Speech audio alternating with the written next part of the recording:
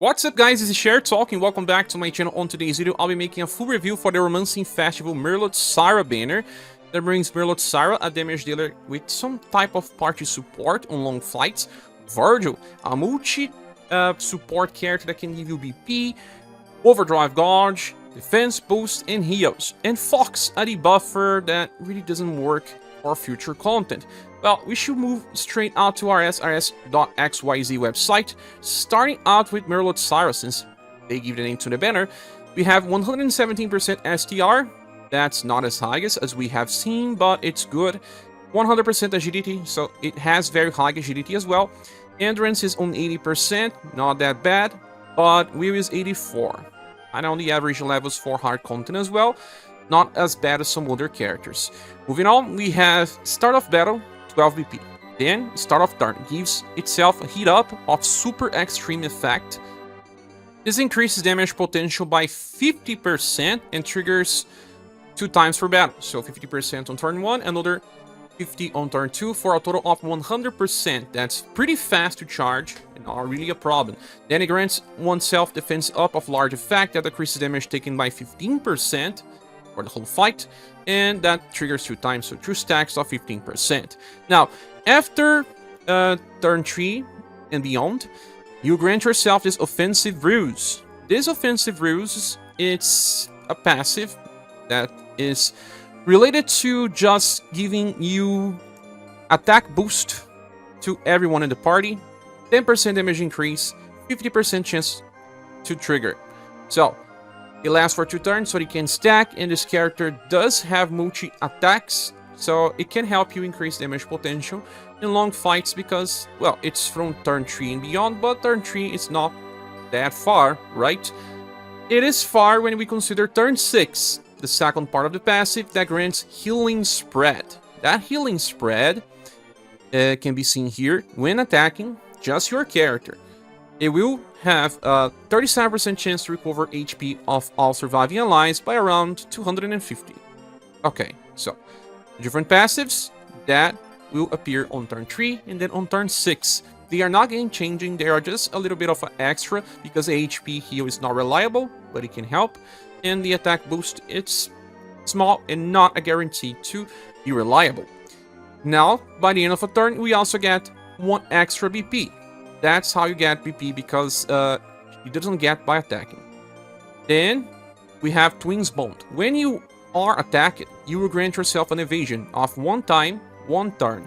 That's pretty much what happens with the passive of Aslana Melek. Well, Aslana has this passive that she gives to the party that when people are hit, the next time they will have 1 damage block. But in the case of Merlot-Syrah, it's better because it is an evasion. And because it's an evasion, it means that even ailments will not land. Now, when landing an attack, you will chase with Emerald Blade. Emerald Blade is this skill here that has just E power. It's pretty much similar to a normal attack, but it does have double elements, slash and lightning, and will grant the user an attack boost. This will increase the attack by 10%, so the second hit will do a little more. It only lasts for that particular turn, so you will not be stacking this for the next turn. And it tries to debuff the enemy endurance by 10%. Well, that's why Merlot-Syrah has some intelligence, but this intelligence is pretty low. It will not work in most case scenarios, unless you are running someone like, I don't know, ScherBR, and she's debuffing Will a lot, and Merlot-Syrah has a chance, but even then it will be pretty much impossible on hard difficulty. Now, after that, we still have 30% damage increase and 30% damage reduction when receiving damage. So, kind of okay defensively because 1 passive with 30% and 2 passives with 15% damage reduction, and on total we have 130% damage increase by turn 2 onwards. And a part of that, we still will be getting some attack boosts from turn 3 onwards and even from the attacks themselves. Now let's talk about skills. The first one is Emerald Lightning Pierce. This one is different than Emerald Blade. because it's Pierce and Lightning instead of Slash and Lightning, you also now have the attack boost or the endurance debuff chance. But the Lightning effect is common, meaning that versus enemies that are weak to Lightning, this barely matters. And when you attack 2 times with E power, you could say that it comes close to a skill from the past with double S power. For the cost, it's pretty okay, since you will always be chasing. You still get lots of damage just by running this skill for a cheap cost, but use it when you don't have VP for something better. Because her main gameplay is using this skill number 2, but before we discuss that, we have to talk about skill 3, Shining Sparkles, that you will probably be using on the start of the fight, because this one gives BP cost reduction. It reduces BP cost by 10 points, and it lasts for 5 turns, but you have to use all of your BP, that is 12. It also gives you an attack boost that increases damage potential by 15%, or 20% on max level if you decide to level it up. Lasts for just 5 turns, and you can use this whenever you want, there's no restriction. Now, after you use this on turn 1, you will not be chasing on turn 1 because you need to attack. The next turn, you have 4 BP, and you will not be spending any of it. You can then use Spinning Thunder, that is the main gameplay, because here, you'll be attacking with Slash and Lightning, and you will already be on your full potential. Remember that on turn 2, you already have 100% damage increase from heat-ups. Okay, and then this is an 8 power attack that will just use 2 of your BP, and then when you attack, you will grant yourself another stack of Twins Bound. That is your passive, exactly. That when you are attacked, you will grant yourself evasion. So you would trigger 2 evasions after you are attacked.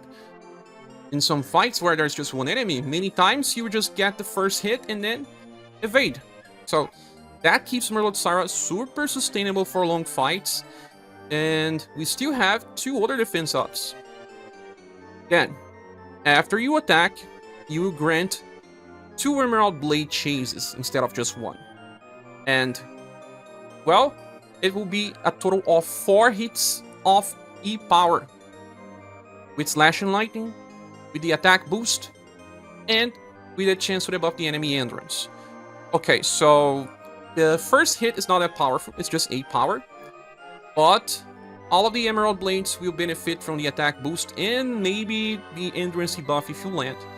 I could say that this is much stronger than any 4S attack, but when you compare this type of damage to some of our older damage dealers like Kihachi, it's still not as strong. Don't think that you get close to Kihachi power, but it's much more similar to what we were doing with Leon in the past.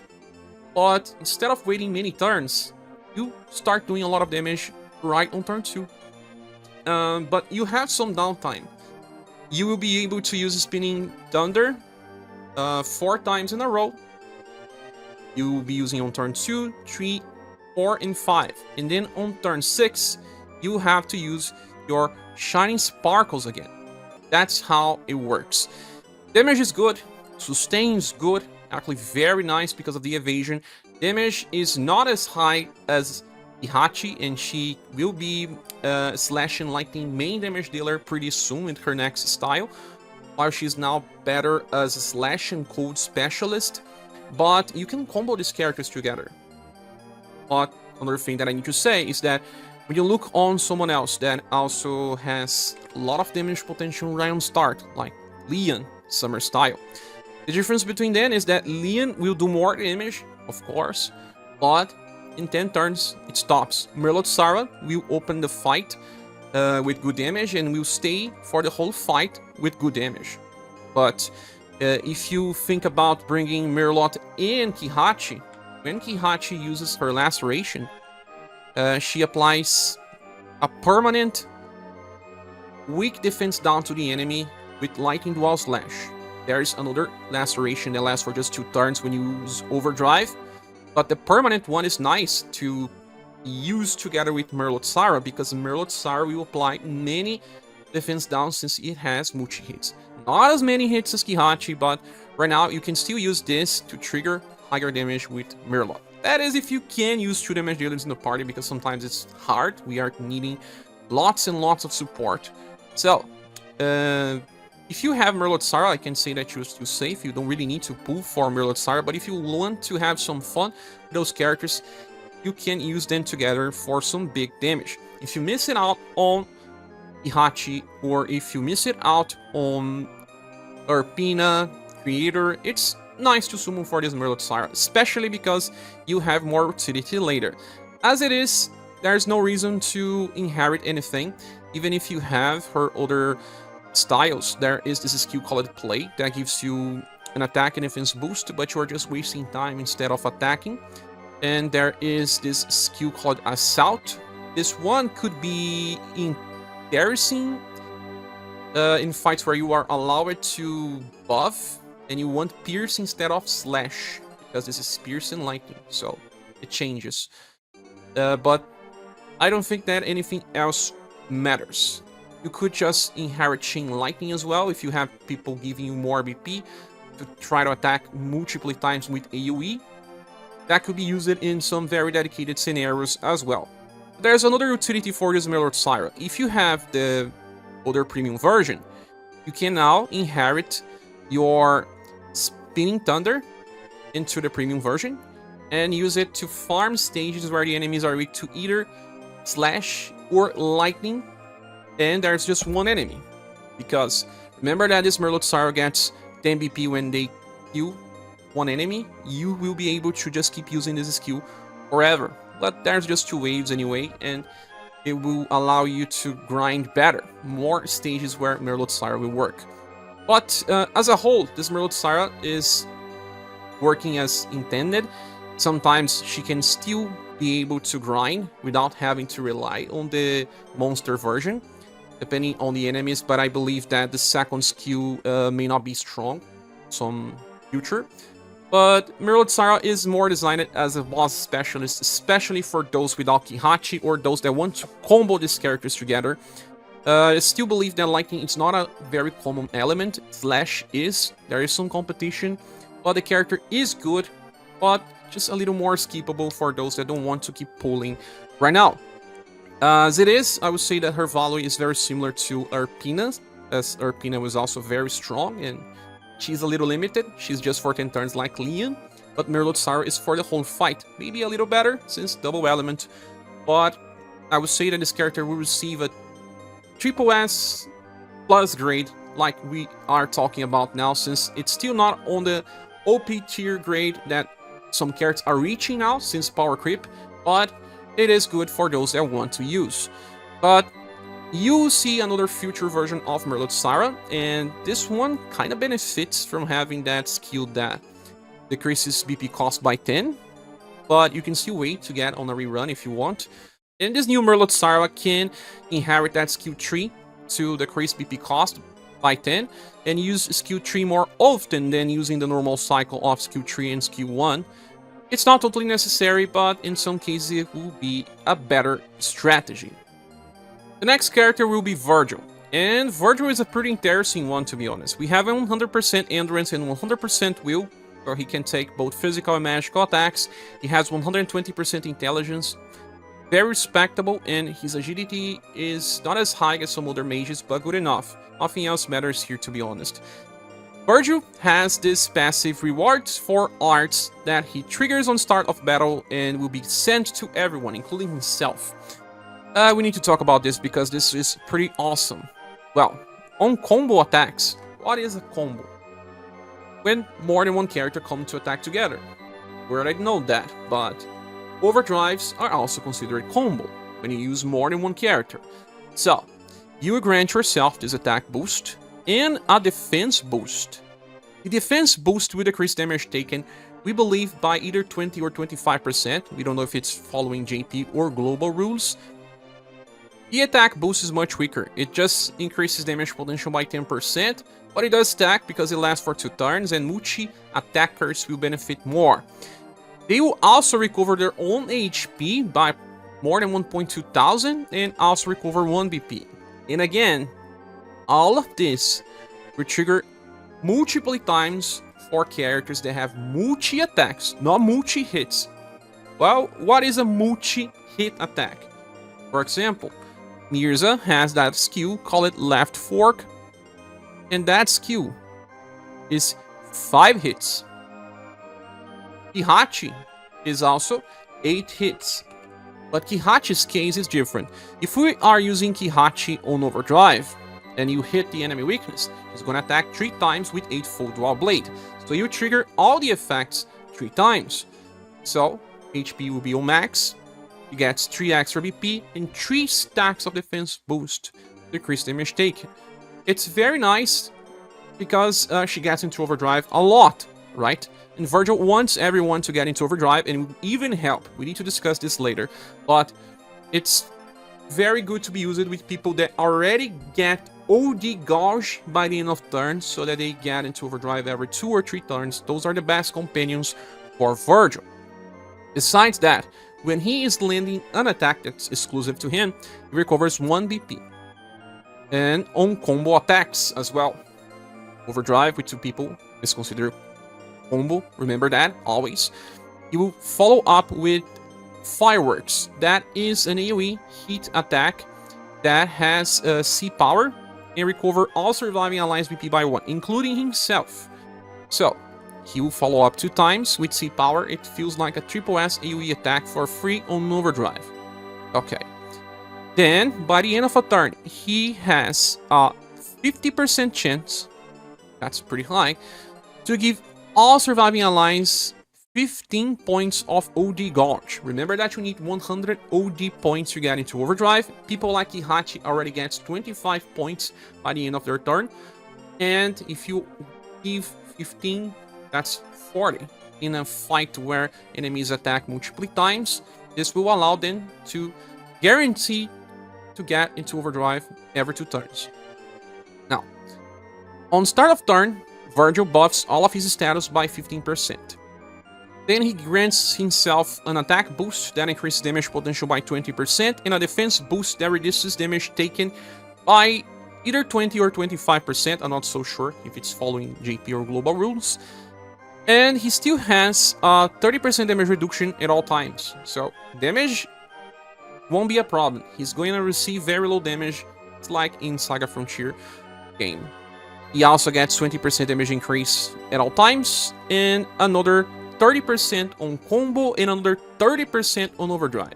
Okay, so we get 40% at all times, then 70% on combo, and 100% if it's a combo on overdrive. That's his main damage type. That's okay. I don't think he is here to be a nuker. He does do enough if you are using the right squad that is also buffing status or more damage. Anyway. Now talking about skills, the first one is Dark Shell. That is a single target attack with Blunt and Shadow that is free, so that he does not use normal attack, and it has just E power and gives him guard up small, that decreases damage taken by 12% for 2 turns. This doesn't stack with other guard ups. The second skill is Sparklet Circles. This one is Shadow and Heat instead, and it has A power, not much strong, but it has 5 EP cost and buffs all other surviving allies OD gauges by 25 points. But that does not include Virgil himself. The skill will give him only 16 points of overdrive. That is a small problem to get your Virgil into overdrive. I wish they would change this in global to give him as well. But, well, it is what it is. Then, because you get 1 extra BP by attacking, you will just actually waste 1 BP by using this. Then skill number 3 is Thunderous Flash. It's a single target attack with Shadow and Heat again, and after he attacks with S power, the skill itself costs 10. He will follow up with Fireworks. That's the same skill we already discussed it, AoE, C power, and in the case of Fireworks, it's just fire, not shadow. So, well, it will feel more in line with a 4S attack, but costs only 10 BP. And because you are using Fireworks and you are attacking here, you will actually receive 5 BP on this turn. So you have a perfect cycle of using Thunderous Flash and Dark Shell if you are not considering anything else. But Virgil is not someone that you think about not just the character itself. You have to think about the party that you're going to use Virgil with. And that's where his value will increase. Let's talk about what you can do here on Overdrive. When you are on Overdrive, remember that he will chase 2 other times with fireworks. That means that you receive extra 2 BP, so that's 7, right? But if you are on Overdrive, you get extra BP as well from reward for arts. And if you are using Thunderous Flash on Overdrive, you'll be attacking 4 times. So, let's make the count. We are getting 11 BP just by using Thunderous Flash. And after that, you will still be able to give BP to the party. Well, we will have 3 fireworks on Overdrive. And if they are also on Overdrive, they will also be benefiting from the BP increase. So he wants to help people perform better. But who makes Virgil better? That's kind of a problem. The current characters do clash with Virgil sometimes, because he wants people to stay alive by self-recover and by attacking more on Overdrive. But people would say that he is very good with Labelle. And in that case, it does work, but I would say it also contests part of his design. When you are using Labelle, you want to give Overdrive to everyone. In that case, you are better off making your Virgil not use his second skill, because he gives OG points, and that makes no sense now. You are better off trying to use Thunderous Flash more often to give extra BP to everyone, and they are already on Overdrive because of Labelle and will benefit from everything that Virgil offers when they are on Overdrive. So in that case, they don't clash. I just think that they clash if he's using his skill number 2. Now, if you want to use his skill number 2, you will want to pair him up with people like Barthélemy. That is, again, if you can manage to use those 2 characters together, because you still need a lot of support. Your other 3 units will have to be very good. But remember that Barthélemy allows everyone to start with their Overdrive Gouge Fields, and he even increases damage and buffs people on Overdrive. But he also has another skill that gives 25 points of Overdrive Gouge to everyone, excluding himself. So much like Virgil, but his skill costs a little more. But in the end, it's pretty much similar, and he will give BP to Virgil, Virgil give BP to Barthélemy, so that they can get into Overdrive as well. It's not just about everyone else's. The good thing is that Virgil has very good sustain, so even if he's not entering Overdrive every time everyone else is on Overdrive, he can still survive. But, well, we would much prefer that he joins everyone, right? But now, I was talking about Kihachi, and I need to talk about her again, because when he gives all of those effects to Kihachi, Kihachi will also recover by herself 3 extra points of BP. If you are running Labelle together, for example, that will give Overdrive Gouge, and your Virgil is here just for passive and BP generation, well, 8-fold Dual Blade will be able to be used every 2 turns. So 24 hits every 2 turns. That is very useful too. Again, well, any other character that works like Kihachi will be useful.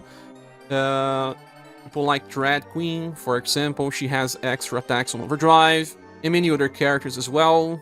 Remember that Xiao is also a better debuffer when she gets to Overdrive. She chases again with Purple Sadness Rain, and many other characters. But another type of character that works super well is Firebringer. Firebringer is useful because he gives that passive where when attacking with fire attacks, you get 1 extra BP. Now imagine if Virgil can keep using his S3 non-stop and get into Overdrive fast as well. We just have to consider that skill number 3 by itself only gives 9 BP and his fireworks gives 16, so that's just 25 points of OG Gouge. That's much like a normal attack. And again, if he's not on Overdrive as much as the other characters, that's still not exactly a problem, as much as he is able to help the party out. And Firebringer is a good character that can be used on hard challenges because of many effects like debuffs, like Morale Down. He also works with Saruin, but I will say that much better with his next style, because this shadowing here is not that useful for current content. But his next style will give, again, BP on shadow attacks, and will give extra shadow damage as well. So, in that case, your Virgil will do more damage with his skill number 3, but all of his chase attacks are heat-based. So, I believe that he is much better used together with Firebringer, since you see heat damage on skill number 2, and also with all of his chases. So, I do believe that they help each other, and you have to find other supports. And because we have very good ones like Anya, that buffs, gives defense boost, and Liz, that gives BP, and heals, gives defense boost as well, we can make a squad of people like that. Maybe Virgil, Liz, Anya, and then Firebringer together. The problem is that Liz needs to attack on overdrive and not use her Dragon's Blessing, because that won't allow her to heal. Maybe she does not need that, since she's just here for the defense boost anyway. But I'm just trying to explain how this guy can work. But even in the end, I don't think that he changes the way that we play hard challenges right now. He's just giving extra BP, while you could still be using, for example, Sheree. Why is Sheree so good? Because he's not just giving BP. He still gives 15% damage reduction to all allies. He can still buff people via his light string recital. He can still give ailment resistance, heal, and buff will. And almost everyone has this guy. So I think that Virgil will help diversify squads more often. But if you already have Labelle and Sheree, you're pretty much safe from skipping Virgil. But that does not mean that he's bad. He's a very good character that benefits from many different characters. And if you find a way to slot the character in your setup, you'll see a lot of good potential on him. So forget about everything he had in the past. He's just now a new character that is standalone and will help people that skip it, healers, maybe defense boosters, or OG specialists. So Virgil deserves at least a SSS grade in the tier list. It's very good, but also skippable because of current meta and squad compositions that we have access to. But still very useful anyway. The only thing that keeps me from saying that he is OP is that he is not easy to slot, and it's much better used when the characters have extra attacks on overdrive, or also overdrive generation by themselves, since Virgil cannot use skill 2 and 3 on the same time. So, remember that. Now, the last character we'll be talking about is Fox, and this one is sadly underwhelming. We have here 106% STR, 117% agility. Those are not really great values. It has just 64 endurance. That's terrible. That's like 22 levels. And 76% will, that's also pretty bad, and will put you in danger in hard challenges. Now, she has this hide and seek passive with 50% chance to cleanse herself from ailments, because she will get ailments because of very bad will. But if she gets hit, that is. And when all allies are surviving, she has 50% chance to evade all enemy attacks and ailments as well. By the end of turn, if no damage is taken, she will then fuel all of her overdrive gauge and recover 4 BP. And here is where she wants to get into that part. And then, on start of turn, she enters a stealth stance with medium effect that lasts for 4 turns. That means that on turn 4, she will hardly be attacked by single target attacks, because on AoE, it doesn't matter. Stealth makes no sense. But now, when her OG gauge is not full, she enters an evasive stance for that turn, and she will not take damage. That's right. It's not on overdrive. She won't be hit. Any type of attack or ailment will just miss. But when her overdrive gauge is full, she will just grant herself this attack boost. That increases damage potential by 30%. Now, you will not be evading. You don't have any damage reduction passive. You only have that 50% chance to evade on overdrive. You just have 76% will and 64% endurance. When you are on overdrive, you have very high chance of dying, but you still have 50% chance to evade. So it is a very risky scenario. And when she attacks on overdrive, at least she got this extra skill called Wind Whistle Plus. Wind Whistle Plus is a single target blunt damage attack with triple S power that will remove all buffs from enemies, and it has a chance to stun. But forget about stun, you will not be stunning with this character, but it removes enemy buffs. That can be interesting, but I will also say that your Fox don't want to get into overdrive. You don't. Because you actually want to stay alive and use her skills. We'll be talking about the skills. First one, Light Ki Blast, an old free skill that has E power, but it's AoE. Okay, for free, but no extra effect. It has also 3-point strike, a 6 BP A power attack that has 3 types of debuffs: STR, Agility, and Intelligence. So you're only missing out on Dexterity for status that are used for damage. Okay, what is her intelligence again? 97%. I have been seeing Firebringer missing with his 100% intelligence. Depending on the fight, you may want to use her on the center of Rising Phoenix EX formation to increase her intelligence a little further. But okay, it's 3 types of debuffs with 15%.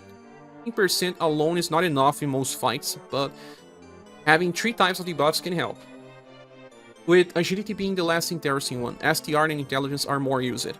And when she's not taking damage in those evasive turns where she's not on overdrive, she gets 7 BP on total. She always has enough BP to use 3-point strike, at least. Then we have here Fireworks Fist. That is an 8 BP skill that when attack lands, it grants Morale down and Guard down medium. It's also fast. It's always good to have fast Morale down skills because this means that the enemy won't be able to attack before you. But you like Firebringer, he also has the same thing.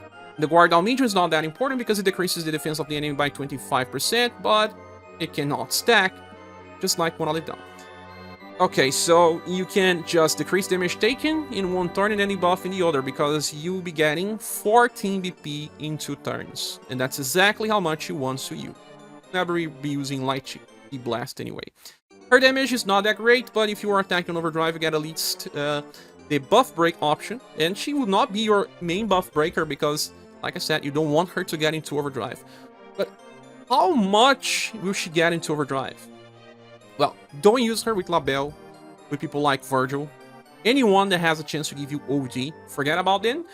She wants to use it with different characters. So, when you evade, you don't get OD gauge. When you get hit, you get 8 points. If you are running her skill 2, you get 16 points of OD gauge. Okay, let's say that you can start the fight and keep using this.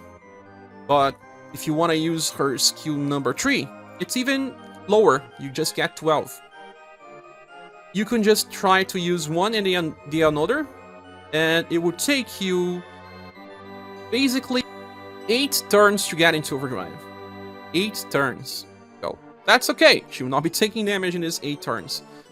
And on turn 9, well, not exactly. Yes, on turn 9, because it's on the start of the turn that you check if you are on overdrive or not. So in that moment, you get the extra attack to buff break an enemy. But if you are in a fight where the enemy needs to be buff broken, you cannot wait for 8 turns. You are dead. That's why I'm saying that her extra skill is meaningless. And you are here just to debuff, and she's not your main debuffer because 15% is usually not enough. In fights, you will have to bring 2 debuffers and, well, maybe Firebringer, maybe Juji, maybe Xiao, maybe other people. That's why I believe that even if she has this full evasion, it may not give you enough value. If she's cycling Morale down, she will debuff even less. So she is just a secondary debuffer. You could also run something from her Halloween style, because this is Cat from Romancing Saga 2, City Thief, and there is Fellini Dance that guarantees the STR and Intelligence debuff. This is a support skill, so you have to level up. And since she gets BP by the end of turn, well, she doesn't really need to attack. This guarantees a debuff if her intelligence is not high enough. Or you can inherit Jawbreaker from her older style that debuffs intelligence by 20% instead. That sometimes may be more interesting, but still, I don't think that's good enough. With Xiao in the party now, she just debuffs much more. Remember, without Xiao, will always debuff usually at least 25% intelligence and 10% STR debuff. On Overdrive, she debuffs much more, depending on the skill that you want to use. And she is also someone that self-buffs so much that dying is not a problem. So when you think about that, the value of the debuffs that you can get, or people like Esper, that buff breaks, but debuffs a lot because of her skill with Trick. So you will not find space to use your Fox. Sadly, she's really underwhelming, even with a mechanic where the character fully evades. How can that be possible? But that's proof. Honestly, I believe she deserves an SS Plus grade when we are thinking on how we were grading characters in the past. And she does have a future style. That future style is better. It does have the same skill that debuffs all 3 status, but she has extra stuff via passive. She has 3 types of chases, some with chances. You still have that stealth. She still has that 50% chance to evade. She still has 1 damage block.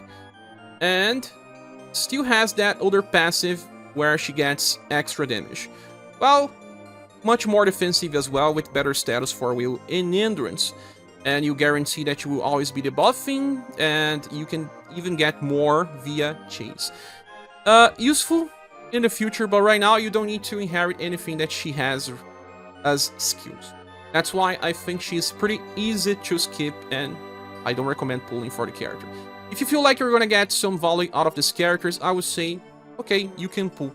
I would just give this banner a silver award, because I still believe that Virgil and Merlot-Syrah are strong. My problem with Virgil is that he is hard to use on his full potential, and we kind of need more characters to work with him.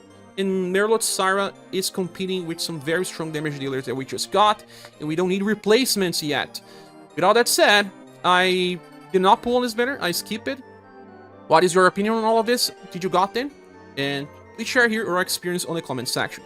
Thank you so much for watching this. Please subscribe if you haven't. And if you want to support the channel, we have links on the description of the video. Hope to see you soon in the next one. Bye.